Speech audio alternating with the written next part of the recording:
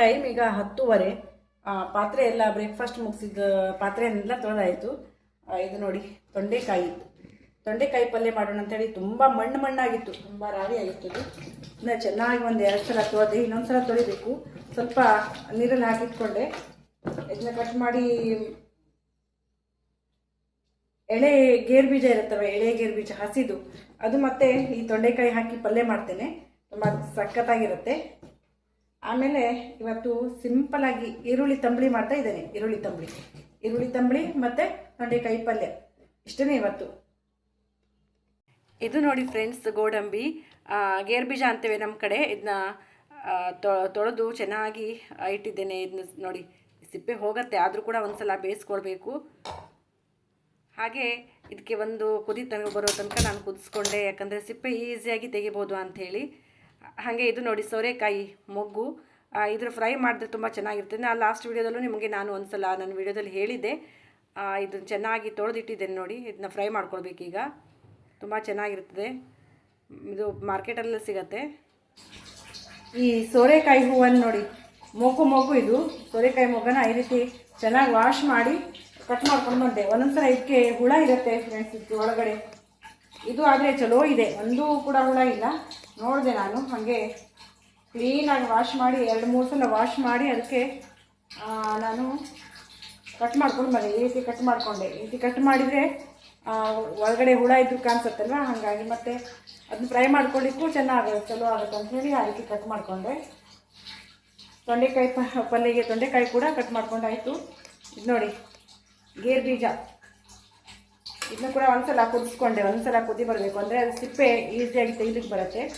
ಹಾಗಾಗಿ ಈಗ ಸಾಂಬಾರು ಏನು ಮಾಡೋದು ಅಂತ ವಿಚಾರ ಮಾಡ್ತಾ ಇದ್ದೆ. ಈರುಳ್ಳಿ ತಂಬಳಿ ಮಾಡ್ಬೇಕಂತ ಅಂದ್ಕೊಂಡಿದ್ದಲ್ವ, ಹಾಗಾಗಿ ರೆಡಿ ಮಾಡ್ಕೊಳ್ತಾ ಇದ್ದೆ. ಅಷ್ಟರಲ್ಲಿ ನಮ್ಮ ಹಸ್ಬೆಂಡ್ ಬಂದರು.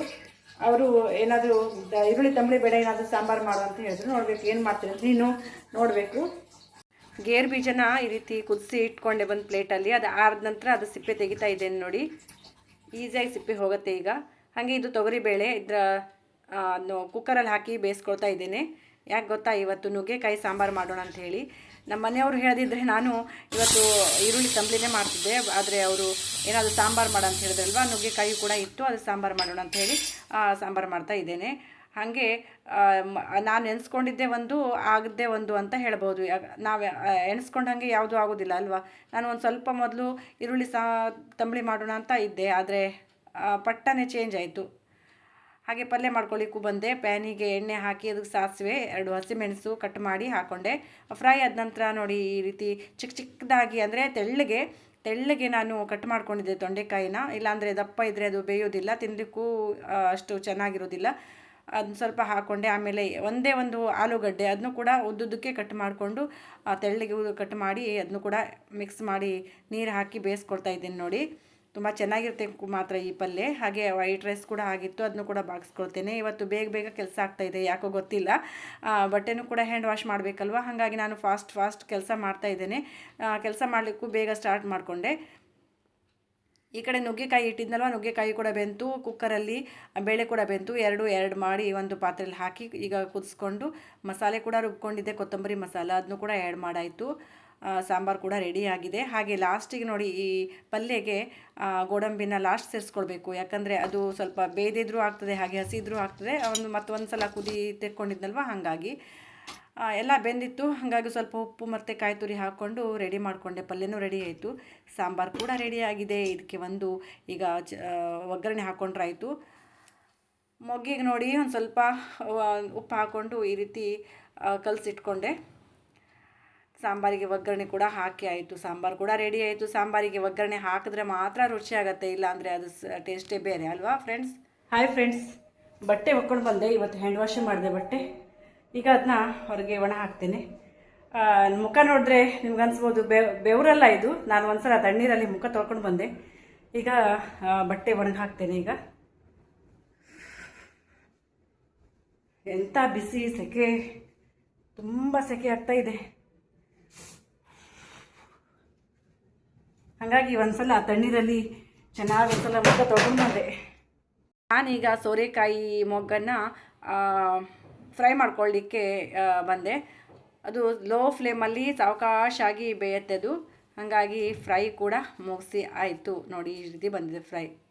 ಹಾಯ್ ಫ್ರೆಂಡ್ಸ್, ಸ್ನಾನ ಮಾಡಿ ಬಂದಾಯಿತು. ಇನ್ನೊಂದು ಸಲ 2ನೇ ಸಲ ಸ್ನಾನ ಮಾಡಿ ಬಂದಾಯಿತು. ಈಗ ಇಷ್ಟಪಟ್ಟು ಮಾಡಿದ ಅಡುಗೆನ ಇಷ್ಟಪಟ್ಟು ತಿನ್ನೋಣ. ಇವತ್ತು ಏನು ಊಟಕ್ಕೆ ನೋಡೋಣ. ಇದು ಇವತ್ತಿನ ಊಟ. ವೈಟ್ ರೈಸ್ ಜೊತೆಗೆ ನುಗ್ಗೆಕಾಯಿ ಸಾಂಬಾರು, ಆಮೇಲೆ ತೊಂಡೆಕಾಯಿ ಪಲ್ಯ, ಸೋರೆಕಾಯಿ ಮೊಗ್ಗು ಮತ್ತು ಮೊಸರು, ಸ್ವಲ್ಪ ಮಾವಿನಕಾಯಿ ಚಿತ್ರಾನ್ನ ಬೆಳಿಗ್ಗೆಯಿಂದ. ಇದು ಈವ್ನಿಂಗ್ ಟೈಮ್. ಈಗ ನಾನು ಆ್ಯಪಲ್ ತಿಂತಾ ಇದ್ದೇನೆ ಸ್ನ್ಯಾಕ್ಸಿಗೆ, ಮತ್ತೇನು ಬೇರೆ ತಿನ್ನೋದಿಲ್ಲ. ನಾವು ಭಜನೆ ಮಾಡ್ತಾಯಿದ್ವಿ, 7 ಗಂಟೆ ಆಗಿದೆ. ನಮ್ಮ ಅತ್ತೆಯವರ ಆಗಮನ ಆಯಿತು. ನೋಡಿ ಫ್ರೆಂಡ್ಸ್, ನಮ್ಮ ಅತ್ತೆ ಬಂದರು. ಇವತ್ತು ಅತ್ತೆ ಬಂದಿದ್ದೆ ಸ್ಪೆಷಲ್. ಬಂದವರೇ ನೋಡಿ ನನ್ನ ಜೊತೆ ಮಾತುಕತೆ ಶುರು ಆಗಿಬಿಡ್ತು. ಇಷ್ಟು ದಿನ ಅವರಿಲ್ಲ ಅಂದರೆ ತುಂಬ ಬೇಜಾರಾಗಿತ್ತು, ಮಾತಾಡೋರು ಯಾರೂ ಇಲ್ಲ ಅಂತ. ಈಗ ಮಾತುಕತೆ ಶುರು ಆಯಿತು ನೋಡಿ. ಬಂದು ಎಲ್ಲ ಮಾತಾಡ್ತಾ ಇದ್ದರು.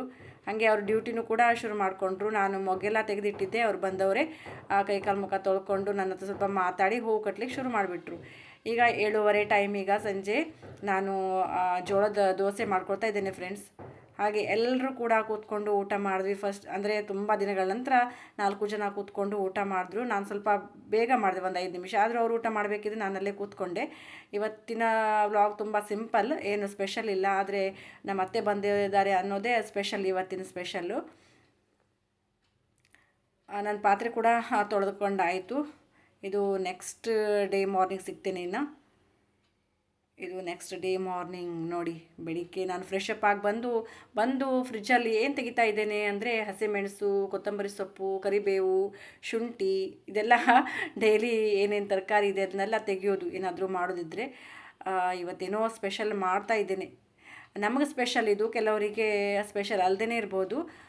ನಮಗಂತೂ ತುಂಬ ಸ್ಪೆಷಲ್, ಅಂದರೆ ಅಪರೂಪಕ್ಕೆ ಮಾಡೋ ಇದು ರೆಸಿಪಿ ಮಾಡ್ತಾ ಇದ್ದೇನೆ. ಏನು ಮಾಡ್ತಾ ಇದ್ದೇನೆ ಅಂದರೆ ಹಸಿಮೆಣಸು ತೊಗೊಂಡು ಇದನ್ನ ತೊಳ್ಕೊಳ್ಬೇಕೀಗ. ನೋಡಿ ನಾನು ಏನು ಮಾಡ್ತೀನಿ ಅಂತ ಹೇಳಿ ನಿಮಗೆ ನೆಕ್ಸ್ಟ್ ಗೊತ್ತಾಗುತ್ತೆ ಮುಂದೆ. ಒಂದು 20 ಹಸಿಮೆಣಸು ಇರ್ಬೋದು. ಇಷ್ಟೆಲ್ಲ ಹಾಕಿ ಏನು ಮಾಡ್ತಾಳೆ ಅಜ್ಞಾ ಅಂತ ಅನಿಸ್ಬೋದು. ನೋಡಿ ಮುಂದೆ ಇದನ್ನೆಲ್ಲ ಚೆನ್ನಾಗಿ ಅದರ ತಟ್ಟೆಲ್ಲ ತೆಗೆದು ಚೆನ್ನಾಗಿ ನಾನು ತೊಳ್ಕೊಂಡೆ. ಕೊತ್ತಂಬರಿ ಸೊಪ್ಪು ಕೂಡ ತೊಳ್ಕೊಳ್ತಾ ಇದ್ದೇನೆ ನೋಡಿ. ಒಂದು 2-3 ಸಲ ವಾಶ್ ಮಾಡಿದೆ. ಕೊತ್ತಂಬರಿ ಸೊಪ್ಪಿಗೆ ಸ್ವಲ್ಪ ಮಣ್ಣೆಲ್ಲ ಇರುತ್ತಲ್ವ, ಹಾಗಾಗಿ. ಹಾಗೆ ಕರಿಬೇವು ಕೂಡ ತೊಳ್ಕೊಂಡೆ. ಕರಿಬೇವು ನಮ್ಮ ಕಡೆ ಒಗ್ಗರಣೆ ಸೊಪ್ಪು ಅಂತಾರೆ. ಒಂದು ಪ್ಯಾನಿಗೆ ಸ್ವಲ್ಪ ಎಣ್ಣೆ ಹಾಕಿ, ಸ್ವಲ್ಪ 1 ಸ್ಪೂನಷ್ಟು ಎಣ್ಣೆ ಹಾಕಿ ಈ ಹಸಿಮೆಣಸನ್ನು ಕಟ್ ಮಾಡಿ, ಅಂದರೆ ಸ್ವಲ್ಪ ಚಿವುಟಿ ಅಂತ ಹಾಕೋತಾ ಇದ್ದೇನೆ, ಅಂದರೆ ಸಿಡಿಬಾರ್ದು ಅಂಥೇಳಿ. ಇದು ಚೆನ್ನಾಗಿ ಫ್ರೈ ಆಗಬೇಕು. ಲೋ ಫ್ಲೇಮಲ್ಲಿ ಚೆನ್ನಾಗಿ ಈ ರೀತಿ ಫ್ರೈ ಮಾಡಿಕೊಂಡೆ ನೋಡಿ. ಏನು ಮಾಡ್ತಿದ್ದೇನೆ ಗೊತ್ತಾ ಫ್ರೆಂಡ್ಸ್, ಇವತ್ತು ವಿಶೇಷ ಉತ್ತರ ಕನ್ನಡದ ಸ್ಪೆಷಲ್ ಹಸಿ ಖಾರ ಚಟ್ನಿ ಮಾಡ್ತಾ ಇದ್ದೆ ಫ್ರೆಂಡ್ಸ್. ವಾಕಿಂಗ್ ಹೋಗಿ ಮುಗಿಸ್ಕೊಂಡು ಈಗ ಬಂದೆ. ಬಂದಿದ್ದಷ್ಟೇ ಒಂದು 5 ನಿಮಿಷ ಕೂತ್ಕೊಳ್ತೇನೆ. ಯಾಕಂದರೆ ನಮ್ಮ ಅತ್ತೆ ಯಾವಾಗಲೂ ಹೇಳ್ತಾರೆ, ವಾಕಿಂಗ್ ಹೋಗಿ ಬಂದಮೇಲೆ ಬಡ ಕೆಲಸ ಮಾಡಬೇಡ, ಸ್ವಲ್ಪ ಒಂದು 2 ನಿಮಿಷ ಅಥವಾ 5 ನಿಮಿಷ ಕೂತ್ಕೊಂಡು ಆಮೇಲೆ ಕೆಲಸ ಸ್ಟಾರ್ಟ್ ಮಾಡು ಅಂತಾರೆ ಯಾವಾಗಲೂ.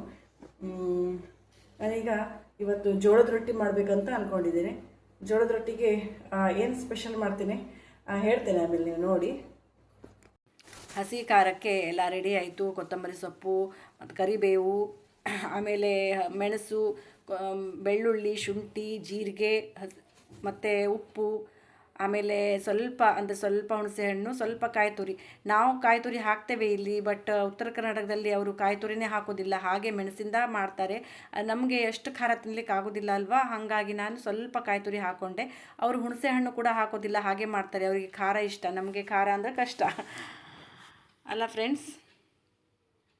ನೋಡಿ ಈಗ ಚಟ್ನಿ ಕೂಡ ರೆಡಿ ಮಾಡ್ಕೊಳ್ತಾ ಇದ್ದೇನೆ. ಖಾರ ಚಟ್ನಿ, ಮೆಣಸು ಹಾಕ್ಕೊಂಡೆ, ಆಮೇಲೆ ಬೆಳ್ಳುಳ್ಳಿ ಹಾಕ್ಕೊಂಡೆ, ಶುಂಠಿ ಹಾಕ್ಕೊಂಡೆ, ಸ್ವಲ್ಪ ಕೊತ್ತಂಬರಿ ಸೊಪ್ಪು ಹಾಕ್ಕೊಂಡೆ. ಇನ್ನು ಫುಲ್ ಆಗುತ್ತೆ ಅಂಥೇಳಿ ಅಷ್ಟಕ್ಕೆ ಅರ್ಧಕ್ಕೆ ಹಾಕಿ ಒಂದು ಸಲ ರುಬ್ಕೊಂಡು ಬರೋಣ. ಆಮೇಲೆ ಸ್ವಲ್ಪ ಕೆಳಗಾಗತ್ತಲ್ವ ಮಿಕ್ಸ್ ಆಗಿ, ಹಾಗಾಗಿ ಒಂದು ಸಲ ಮಿಕ್ಸರಿಗೆ ಹಾಕ್ಕೊಂಡು ಬಂದೆ. ಈಗ ಇನ್ನೊಮ್ಮೆ ಇದ್ದಿದ್ದೆಲ್ಲ ಕೂಡ ಹಾಕ್ಕೊಂಡು ಇನ್ನೊಮ್ಮೆ ರುಬ್ಕೊಳ್ತೇನೆ ನಾನು. ಈಗ ನೋಡಿ ಜೀರಿಗೆ ಹಾಕ್ಕೊಂಡೆ, ಕಾಯಿ ತುರಿ, ಉಪ್ಪು ಎಲ್ಲ ಹಾಕ್ಕೊಂಡು ಇನ್ನೊಮ್ಮೆ ನಾನು ರುಬ್ಕೊಂಡೆ. ನೈಸಾಗಿ ಈ ರೀತಿ ನೈಸಾಗಿ ರುಬ್ಕೊಳ್ಬೇಕು. ಈ ಚಟ್ನಿ ಜೊತೆಗೆ ಮೊಸರು ಹಾಕ್ಕೊಂಡು ತಿಂದರೂ ಕೂಡ ಸಖತ್ತಾಗಿರುತ್ತೆ.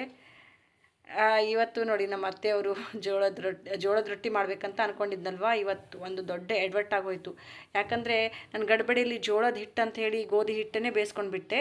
ಸೊ ಹಾಗಾಗಿ ಇವತ್ತು ಸ್ವಲ್ಪ ಜೋಳದ ರೊಟ್ಟಿ ಬದಲಿಗೆ ಗೋಧಿ ಹಿಟ್ಟಿನ ರೊಟ್ಟಿ ಅಂತ ಹೇಳ್ಬೋದು. ಚಪಾತಿನೂ ಅನ್ಬೋದು, ರೊಟ್ಟಿನೂ ಅನ್ಬೋದು.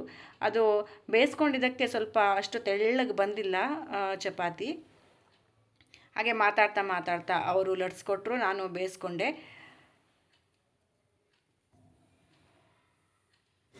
ನೋಡಿ, ನಮ್ಮ ಬ್ರೇಕ್ಫಾಸ್ಟು ರೆಡಿ ಆಯಿತು.